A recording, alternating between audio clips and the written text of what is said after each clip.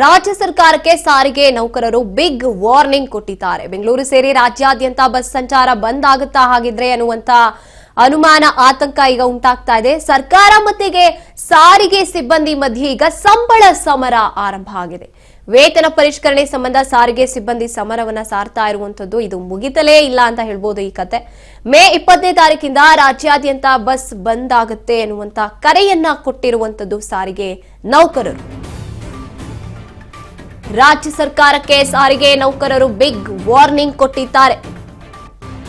ಬೆಂಗಳೂರು ಸೇರಿ ರಾಜ್ಯಾದ್ಯಂತ ಬಸ್ ಸಂಚಾರ ಬಂದ್ ಆಗ್ಬಿಡುತ್ತಾ ಅನ್ನುವಂತ ಆತಂಕ ಉಂಟಾಗ್ತಿದೆ. ಈಗ ಸರ್ಕಾರ ಮತ್ತೆ ಸಾರಿಗೆ ಸಿಬ್ಬಂದಿ ಮಧ್ಯೆ ಈಗ ಸಂಬಳ ಸಮರ ಆರಂಭ ಆಗಿದೆ. ವೇತನ ಪರಿಷ್ಕರಣೆ ಸಂಬಂಧ ಸಾರಿಗೆ ಸಿಬ್ಬಂದಿ ಸಮರ ಸಾರಿರುವಂತದ್ದು. ಮೇ 20ರಿಂದ ರಾಜ್ಯಾದ್ಯಂತ ಬಸ್ ಬಂದ್ ಆಗುತ್ತೆ ಅಂತ ಕರೆ ಕೊಟ್ಟಿದ್ದಾರೆ. ಬಂದ್ಗೆ ಕರೆ ಹಿನ್ನೆಲೆ ಇವತ್ತು ರಾಜ್ಯ ಸಂಧಾನ ಸಭೆ ಕೂಡ ನಡೆಯುತ್ತೆ. 3 ಗಂಟೆಗೆ ಕಾರ್ಮಿಕ ಭವನದಲ್ಲಿ ಸಭೆ ನಡೆಯುತ್ತೆ. ಇವತ್ತು ಮಧ್ಯಾಹ್ನ ಕಾರ್ಮಿಕ ಆಯುಕ್ತರ ಜೊತೆ ಸಾರಿಗೆ ನೌಕರರು ಮೀಟಿಂಗ್ ಮಾಡ್ತಾರೆ. ಸಂಧಾನ ಸಭೆ ವಿಫಲವಾದ್ರೆ ಬಸ್ ಬಂದ್ ಫಿಕ್ಸ್. ರಾಜ್ಯ ಸರ್ಕಾರಕ್ಕೆ ಸಾರಿಗೆ ನೌಕರರು ಕೊಟ್ಟಿರುವಂತಹ ವಾರ್ನಿಂಗ್ ಇದು. ಸಂಧಾನ ಸಭೆ ನಡೆಯುತ್ತೆ ಇವತ್ತು. ಏನು ಈ ನೌಕರರ ಬೇಡಿಕೆಗಳು ಅಂದ್ರೆ ನಾವು ನೋಡ್ತಾ ಇದ್ದೀವಿ.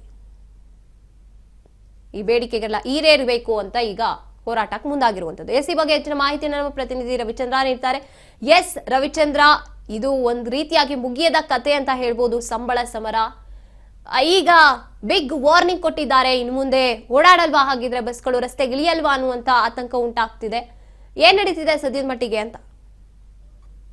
ಗಾಯತ್ರಿ, ಈಗಾಗಲೇ ರಾಜ್ಯಾದ್ಯಂತ ಸಾರ್ವಜನಿಕರ ಸಾರಿಗೆ ವ್ಯವಸ್ಥೆ ಮತ್ತೆ ತೀವ್ರ ಉದ್ಗತಿ ಆಗ್ತದೆ ಅಂತ ಹೇಳ್ಬೋದು. ಯಾಕಂದ್ರೆ ಸಾರಿಗೆ ನೌಕರರು ಮತ್ತು ರಾಜ್ಯ ಸರ್ಕಾರದ ನಡುವೆ ವೇತನ ಪರಿಷ್ಕರಣೆಗೆ ವಿಚಾರ ಇದೀಗ ದೊಡ್ಡ ಮಟ್ಟದ ಸಂಘರ್ಷಕ್ಕೆ ತಿರುಗಿದೆ ಅಂತಾನೆ ಹೇಳ್ಬೋದು. ಯಾಕಂದ್ರೆ ಈಗಾಗಲೇ ಸಾರಿಗೆ ನೌಕರರ ಜಂಟಿ ಕ್ರಿಯಾ ಸಮಿತಿ ಏನು 2024ರಲ್ಲಿ ಜನವರಿ 1ರಿಂದ ಅನ್ವಯ ಆಗಿತ್ತು.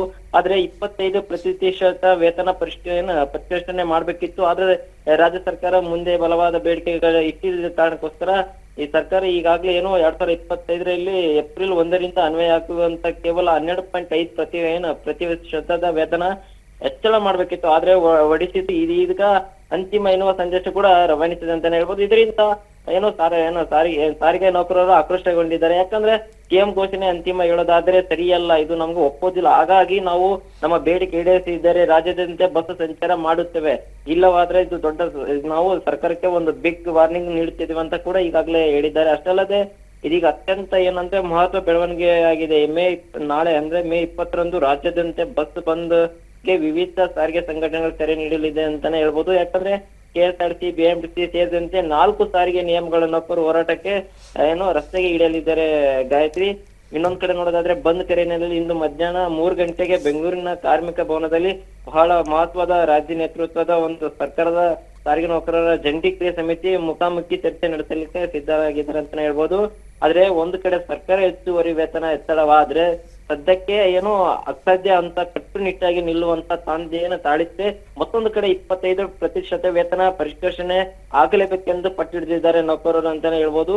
ಹೀಗಾಗಿ ಈ ಸಭೆ ಯಶಸ್ವಿ ಆಗುತ್ತೋ ಅಥವಾ ಬುಧವಾರದಿಂದ ನಿಜವಾಗಿ ರಾಜ್ಯದಂತೆ ಬಸ್ ಚಕ್ರ ನಿಲ್ಲುತ್ತದೆಯೋ ಅನ್ನೋದೇ ಈಗ ಒಂದು ಕೋಟ್ಯಾಂತರ ಪ್ರಯಾಣಿಕರ ಕಣ್ಣಲ್ಲಿ ದೊಡ್ಡ ಪ್ರಶ್ನೆ ಆಗಿದೆ ಗಾಯತ್ರಿ.